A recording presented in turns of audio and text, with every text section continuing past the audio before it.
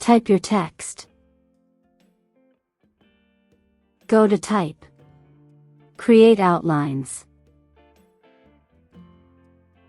Right-click on the text and select Ungroup.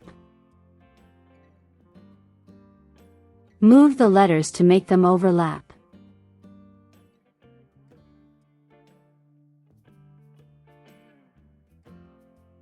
Select all the letters to resize and move them. Select the Shape Builder. First, click on the areas that need to be filled. Hold Alt and select the areas that need to be erased.